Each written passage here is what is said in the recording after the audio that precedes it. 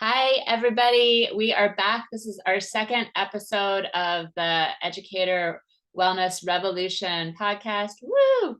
And we're very excited about this conversation we're going to have today with Yazid Jackson from Restorative DC. Welcome to the podcast, Yazid. Thank you. Thanks for having me. And today we want to talk about what it means to have restorative adult culture within schools. And it's something that we hear a lot about in our work with schools is how important people are recognizing restorative work is for students. And where we have gotten a lot of feedback in our surveying and talking to educators is that they don't feel like they often have the restorative culture to deal with issues that come up between staff members, between leadership and staff. And so we are just very excited to get your expertise, Yazid. So can you start off just by introducing yourself and talking about how you started doing the work that you're doing now? Yeah. Good morning, everyone. Yazid Jackson, program director of Restorative DC, program of School Talk. I've been doing this work since 2005 in various spaces in the education world in terms of I've done residential, SPED work, private school, charter school, public DCPS, and now transition to supporting schools and partnering with schools. But this work that I started in 2005 was primarily work with juvenile delinquents. And we started with like normative culture work, restorative justice. And I'm like, wow, this is really impactful with this particular group. And I found a lot of natural success in it because the values were values that I was raised with and raised by. So it was a little bit easier for me to like transition and do the work for and to students. I would say the transition happened with me personally around like 2011, 2012, when I had to really dig in a little bit deep with the new school that I was opening. And it presented a lot of challenges where I needed to be restorative, not just do the restorative work. So I would say between 2011, 2012, I've been on my own personal journey outside of facilitation to do this work and like seeing benefits of it in my personal life with different situations that has come, in the last 10 years. So proud of the journey and proud to be on the walk, and also proud to not be at the finish line because there's more work to be done. I'm not a complete human, so this work is still evolving in me as I grow, learn, and unlearn some of the things that, I really held on to. And that's a process. And I think it's really important to not only be able to facilitate the process, but also be in the process for yourself. What I heard and what you just said was that this is not a one and done. You don't just like learn a few skills and then you've mastered restorative, that this is something that is ongoing and personal development, which is really how I see self-care is like, it's not a checklist. It's like a relationship you enter with yourself. And then I also hear that you have to really show up and you really have to give something of yourself and you have to be willing to be transformed.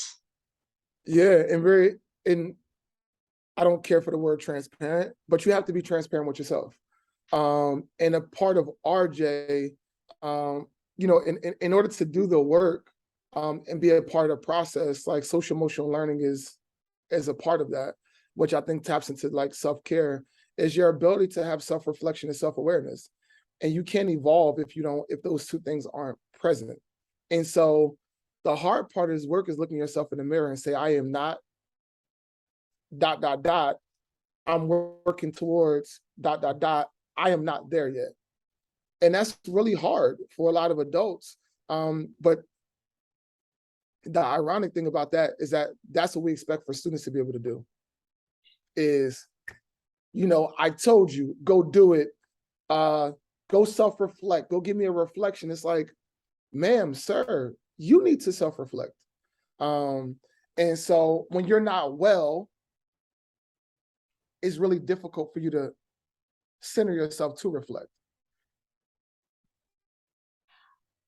So good. There's so much in there. I really want to define what restorative justice is, though, because I think, and I'm sure you see this, that people toss that term around, maybe not always understanding exactly what it means. So how do you define restorative justice and what it means to create restorative culture?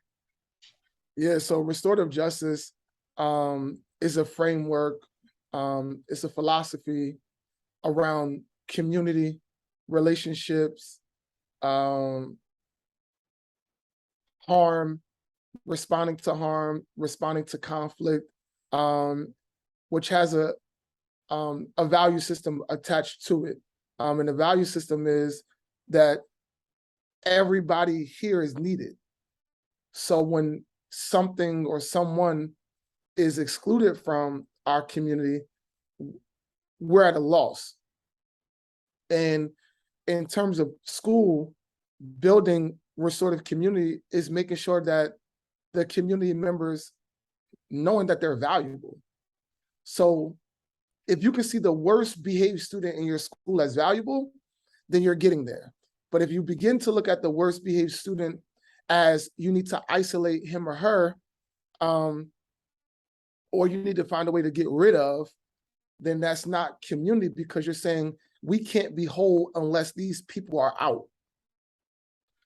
What RJ says is, no, it is our job through accountability to make sure that this person is cared for, and that we lose when that individual is out of our community.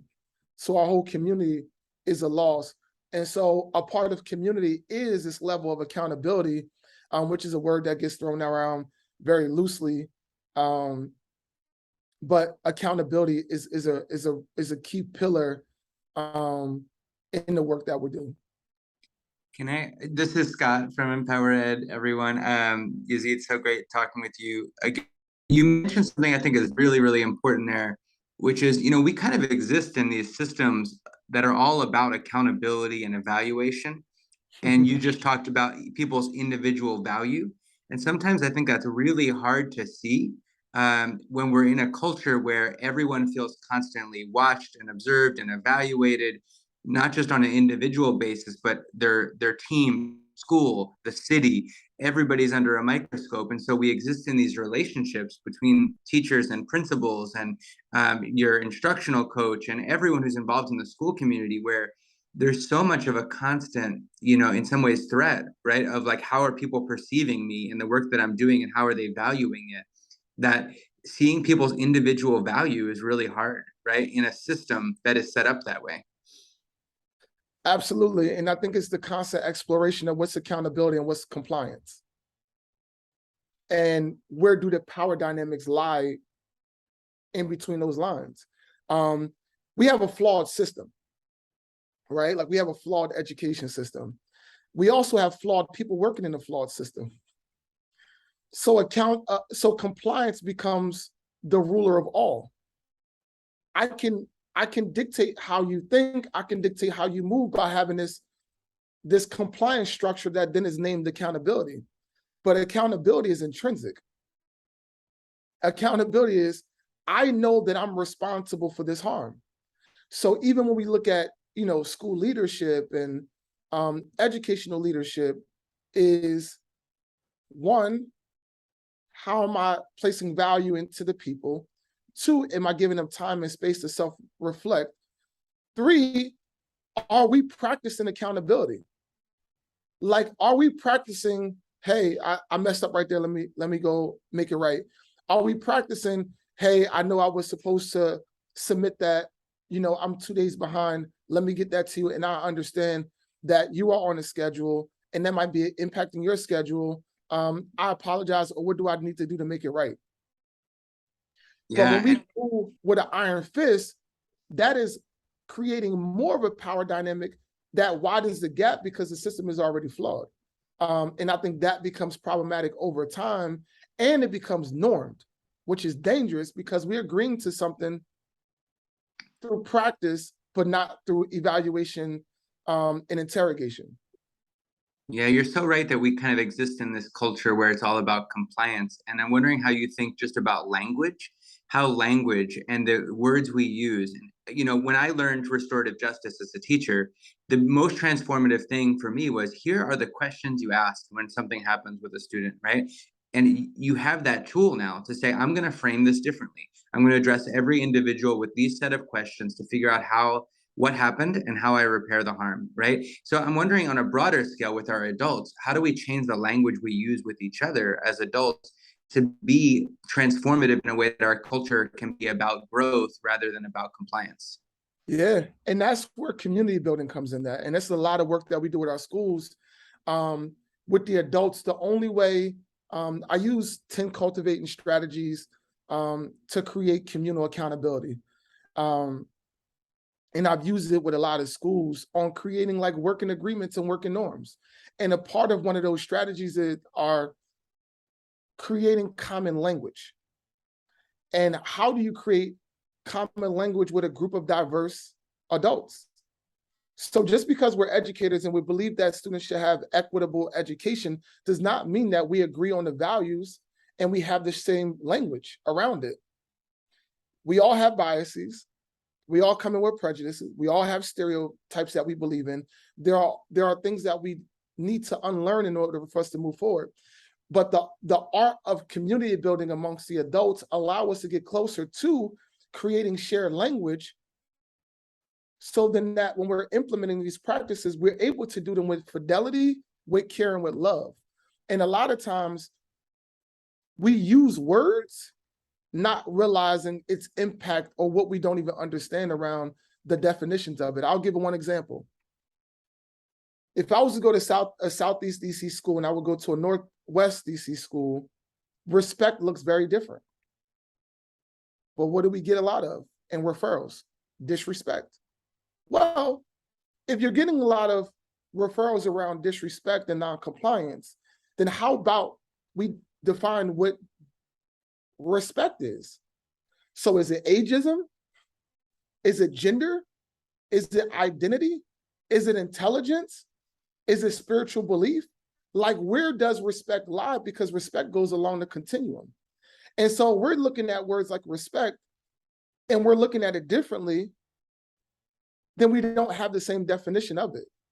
The work is creating the shared definition and exploring our differences, which is scary to a lot of people because the work is around conflict and most people are conflict avoidant. So this community building really invites the conflict into the circle because it allows us to unpack our differences and understand our differences, explore what you don't even believe in. Like, where are our values? Then I think we can get closer to having some of these common definitions so then we can take the words off the paper and put it into action so we can actually see it. It's so profound what you're speaking of. And I've had moments like that where just like consciously being in conflict, consciously being in disagreement. It is terrifying. Like, I really brings up a lot for me. And those have been the moments where I've just grown so much. So I so deeply believe in the work you're talking about. I'm curious, one of the, I think, flaws in this education system is time, of how we deal with this issue of time, because like educators don't have time, they don't have time to do the work, let alone do the work with each other.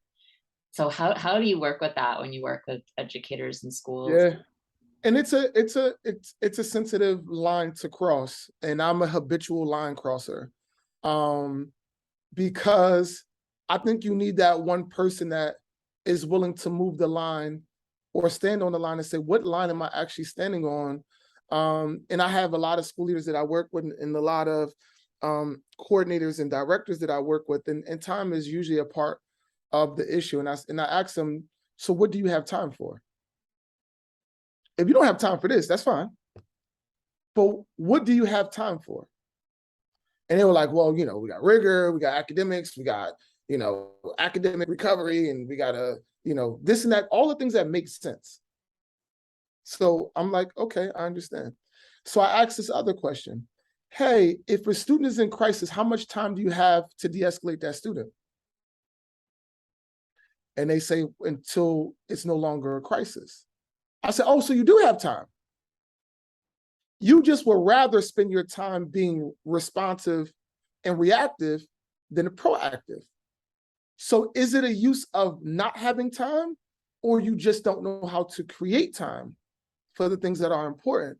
And what ends up happening is that when you become so responsive, it limits your ability to think. And it increases anxiety. And you begin to look at things that may go wrong. So you wake up in the morning, you're like, all right, I got this on my plate, this on my plate, this on my plate. Something is probably going to go wrong. So let me rush this. Let me go hurry up and do that so I can embrace an urgent request or a responsive action. And in two schools in particular, they realized the time that they had wasn't enough to do the work. So what they did was they changed their master schedule to make sure that there was built-in workshop hours weekly and or bi-weekly, so that staff members can, not a prep time, but it could be used for PD time. It could be used for common planning. It could be used for community building.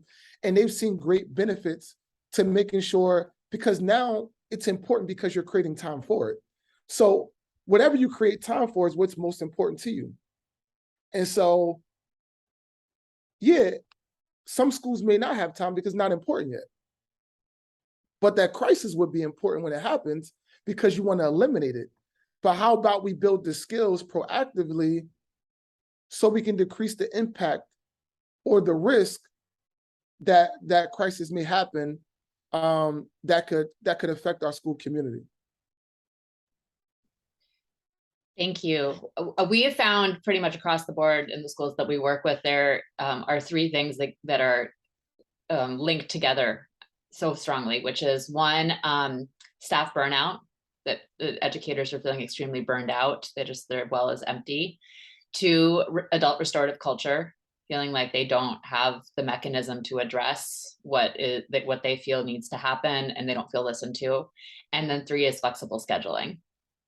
And I don't think you can separate those three things. And I'm curious, like, what's the connection you see between burnout and the educator space and lack of restorative culture?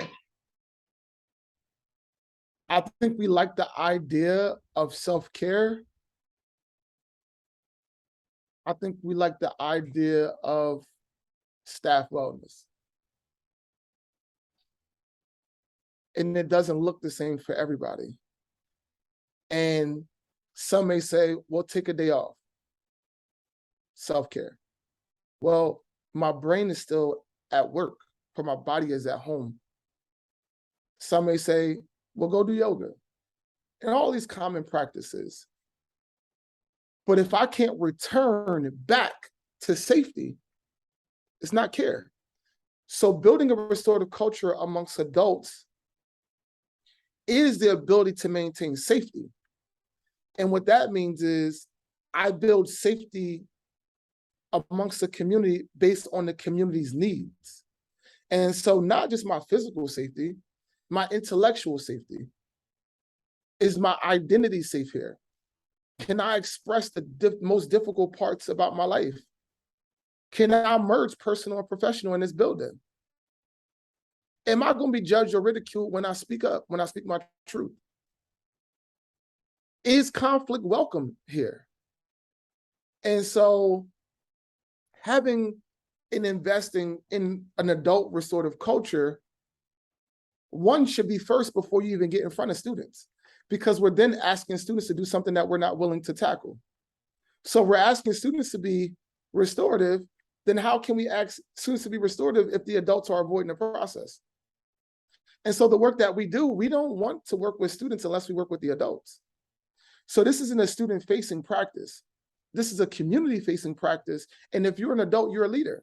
And as a leader, you have a responsibility to upkeep the safety and upkeep the climate that the thermostat was set to. And that's work. So we can set the thermostat in the beginning of the year. That's usually pre-service. We're going to do this, we're going to do that. And I tell, my language this year was pre-service is nothing but a pep rally. Everyone leaves happy because students aren't there. But what happens when students enter the room? The thermostat is set, but the climate is different now. And it's our job as the adults to uplift and upkeep the climate. And that's work amongst the adults. It's when students are running the hallway and you don't know the student, but you redirect the student to, hey, slow down. I need you to walk. Versus saying, hey, you know, Gracie, I saw one of your students running the hallway. Then I've excluded myself from the community because I said, it's not my problem. That's a you problem and not a we problem. That's the language that we have to create. And that's how we know that we're getting to more of a restorative culture amongst the adults, is when we have we language versus you. And that is a part of like the 10 strategies for cultivating communal accountability, is changing language from I to we. Yeah, that's such a necessary shift. I wonder, Yazid, I feel like we'll probably have teachers listening who are thinking, I really want to do this. And I'm not sure if my leadership or my whole school is ready for this. What would you say to teachers about what they can do as individual teachers who really want to do this work to start moving it forward, even if they feel like their school leader's not with them? Yeah, we in for our RDC programming, we have a whole school approach. We have a targeted technical assistant approach, which we work on like 2 goals. And then we also have our individual capacity building, and that's our citywide, you know, professional development, which is twice a month. We also have coaching, which is twice a month, where you can explore your own practices, have questions, kind of problem solve. And then we have our community of practice, where we bring practitioners, new and old, to come into spaces to discuss particular topics. And that's once a month. And so I invite folks, if you're school leader or school leaders, this is not where you all are in terms of you're not in a space to implement one more thing. We really understand that. But then that's why we have an individual track where you can develop your own skills, develop your understanding, question the practices in theory, so you can have a deeper understanding throughout your curiosity, so that you can develop skills that you can begin to implement in your classroom over time. Then what I would do is bring that information back to my school leaders and say, hey, when you observed me, I actually learned that here, and I think that could be beneficial to more of our staff members. Because sometimes we have to bring the thing to our staff members and show evidence, right? A lot of things are data-driven in our education system. So sometimes you have to be the data point. And that is the risk that you may have to take as an individual, building capacity in your school and learning new skills, is you doing it first and you doing it for yourself. Yeah. And so that's would be the advice that I would give to individuals that may not have the whole school support yet, is to then explore on your own to see how you can implement these things in the space that you can control the most. I love that. What I also hear in that is that you can learn these skills and implement these skills, but also that you can be the expert in your school on this. And while other people might not be ready right now, when they are, you can put those opportunities out there for them. You can show them the way, and so that you can be the restorative, vanguard in your school. Yeah, and that's the work. Like, that is community building. Community building is, I'm bringing something back that I think is valuable, that I want to share with you, because me having it for myself isn't good enough. Like, I have this information. I am a part of a community. I think that our community is in need of this, so I go do my own work. That is your own personal restorative journey. And we give resources that folks can keep, whether it be, circle questions, circle scripts that folks can share with others in their community that may want to try it out. Low risk, high reward. And so we make sure that people and that participants walk away with something that they can share with one of their colleagues that is low risk, that doesn't require a ton of training, that they can just try out. And so we kind of pride ourselves on that. And our hope is that, one individual in the community really exposes another member in their community to what they've been learning in the journey that they're on. And I really think that when we engage in these practices, I've always thought this about self-care, it's win-win. You want to change the system. And systems can only change when there are enough individuals who have the skills to start to change that. So it's win-win, and that you will get these skills for yourself, which will give you energy back, which will make your relationships better, which will give you a relationship with yourself. And then I think you're really contributing to the potential for things to change. And so I think if you're a teacher listening to this and feel frustrated by the system, do it for yourself. And if you're a leader, a school leader listening to this, do it for yourself, but then also think about how you can meet in the middle, because we need enough individuals who've done this for themselves to start to work on it together. So, and that is accountability. Like what you just named is literally what accountability is. I know that there's a need in the community, and I'm not waiting for my school leader to give me permission if I know it's a need. Now, you may not have control over all grade levels, but you do have control over your class. It is my responsibility. So how we define accountability is when responsibility and obligation meet. It bursts accountability. And those are action steps, not just belief systems. So accountability is I have a responsibility to do what I'm obligated to do, even when no one is supporting me. I still have accountability to do what's right, especially if the system is hurting students. And if you're watching it, that's called neglect. The opposite is accountability, because I have to do my part. And in your last explanation is accountability. I love it. It's so good. It's so good. Do you have time for one more question? Absolutely. Okay. This actually came out of one of our school partners, when I told her I was going to speak with you. And she said, can you define the difference between a group of educators getting together to kind of vent about all the things that are really hard about their jobs, which that list is long, and restorative culture? How do educators use that space so it just doesn't get into that venting, complaining cycle? Yeah. So I think the answer is simple and it's complicated. If you leave the conversation with just acknowledging the problem, then you just took steps away from the solution.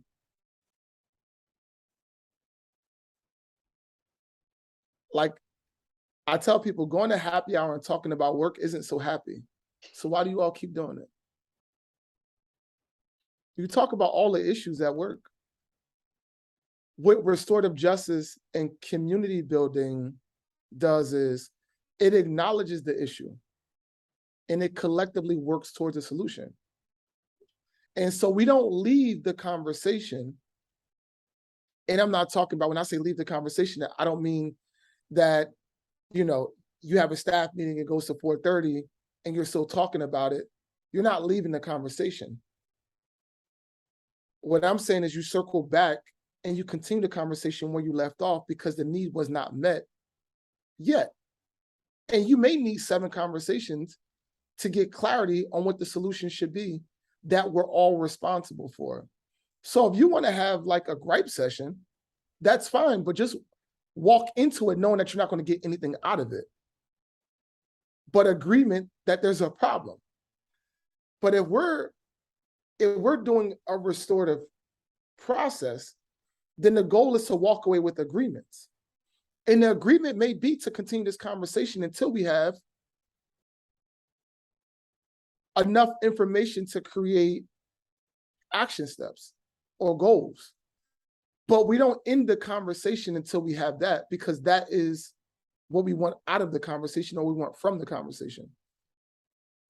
So it's, if 2 students have a conflict and we're doing a mediation, which is one of the other practices that makes my skin crawl when people say, well, I'm doing RJ, I did a mediation. No, you just got 2 kids together and you told them what they did wrong. That wasn't a mediation. A mediation is understanding, if I have 2 students that are in conflict, they both have to, before they come into the mediation, they both have to recognize that they were a part of the problem. Now, they can disagree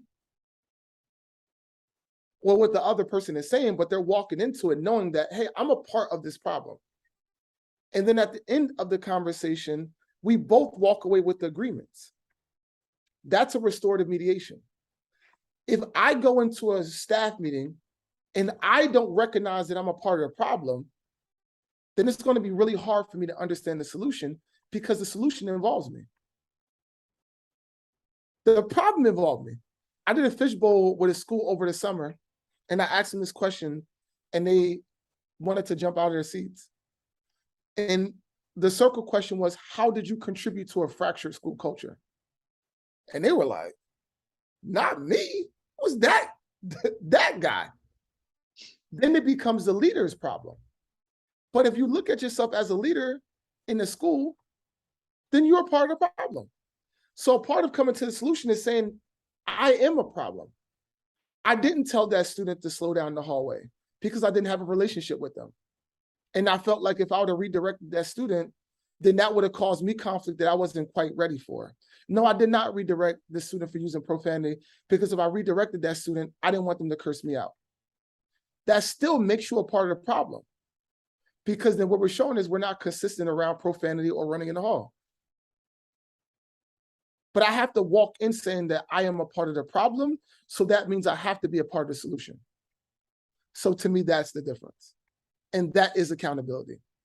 Naming that I am a part of the problem and I am contributing to the fracture of the community is practicing accountability.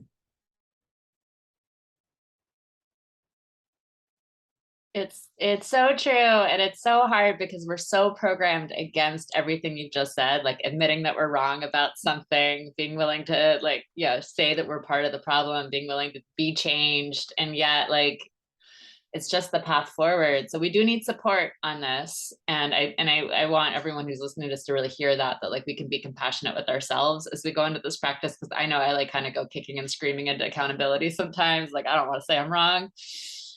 But it's liberating when you can do it. It is. And that becomes the culture, and the fabric of the culture is saying, I'm sorry, I was wrong, because this is what we want students to do. Let's think about this.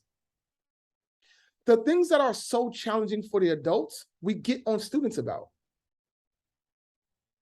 I'll repeat. The things that we get on students the most about are challenges that adults have. It's saying, I'm sorry. It's being apologetic. It's being empathetic. It's being compassionate. It's showing value.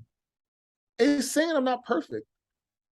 And it's saying that I could have hurt you and not knew or known that I had that impact on you. These are things that we're asking students to do at a very, very young age. That we're all saying as adults, that's a little difficult for me. Then why do we have the expectation for students to do that? If it's hard for us to walk in and say, students, I failed you yesterday because I was unprepared, that opens the door for students to say, hey, Mr. Jackson, I didn't do my homework last night, and I'm not going to give you an excuse. I haven't been focused. Things are really happening in my life, and I don't know how to shake this. I'm sorry. Hey, student, I probably shouldn't have talked to you that way. I disrespected you, because we define respect and we also define disrespect, and I disrespected you. It wasn't intentional. It was kind of like I acted out my emotions. I need to check myself next time, because I know that my words could have hurt you. But the only way our kids have opportunities to do that is if the invitation is by the adults. And that's model behavior. So when we hear teachers apologize, even if we hear our parents apologize to one another, it allows me to apologize when I'm wrong, because the leaders of the household are doing it. So I can definitely do it if the leaders are doing it. I can say I'm wrong. I can say I made a mistake. And to me, that's a huge difference. It's so true. And I feel like in just so many ways, we need in our education system to model the values as adults that we want to see in our kids, and that we won't see it in so many ways with our students until we start modeling that behavior in our adult community. Even saying good morning. You know how many schools I walk into where staff don't say good morning to each other? Like, that is fundamental. So if staff members aren't saying good morning to each other, then that, I would assume that all staff members aren't saying good morning to students. But then we can agree that relationship building is important, but I'm not willing to say good morning because I don't know you that well. That's problematic. And if relationship building is at the core of the work that we're doing, I always challenge my school leaders to know every student in your building. If you want to resolve conflict, call me by my name. That's you celebrating my identity. You knowing my nickname celebrates identity. If I say, hey, you, and I try to de-escalate you, well, have fun. You about to go on a roller coaster ride. But if I say, Gracie, hey, I'm now I have your attention. But I don't have your attention when I can't call you by your name. And if identity is a part of the work, and is one of the earlier steps in our restorative continuum, which it's tier 1, then it's going to be hard for me to deal with the tier 2 and tier 3 when they happen. Not if they happen, but when they happen. But adults have to model, good morning, how's your day? Hey, I'll see you later. But if we're zipping past people to get to the copy machine and to make our coffee, then we just miss the opportunity to build community. Yep, you're saying it all. It's all in there. And thank you so much, Yazid, for sharing your wisdom and really your practice is what I hear with us. And can you tell everyone how to get in touch with you? Because they all need to be working. You can follow us on Instagram and Facebook, Restorative DC. You can go to restorativedc.org. You can also go to schooltalkdc.org and follow us. We have videos. We have activities that you can use. We have videos that you can use. We have podcasts that's coming out in the coming weeks. We also have a YouTube channel, Restorative DC, where you can follow us and really stay abreast of the conversations that we're having around this work, because this work is not easy. It's difficult, and it takes all of us to have our own practices to uplift our community. And so again, we have our PDs, we have our PD schedule there. We have coaching hours and office hours. We also have a community of practice where we can dive a little bit deeper into conversations that's led by the community members. So we look forward to having everybody present and share your curiosity and challenges with the work. And as a part of our practice, we invite conflict with people saying, I don't think this can work for us, because that curiosity is a conversation starter for us. So we look forward to seeing folks there that believe in the work and folks that do not believe in the work to share dialogue, with us, so that, we can learn from each other. And again, this work is a journey. It's not a destination. So, let's get on a journey together and push this work forward. So thank you for having me. Yazid Jackson from Restorative DC, thank you so much. Thank you so much to everyone for listening today. And this is a big topic. There's a lot that was said. So I just reflect on the piece that really hit you, and just see where you can start doing that accountability practice for yourself. If you do have some decision-making power at your school, see where this can start to work in. And we'll keep going. Thank you all so much. Take care. Thank you.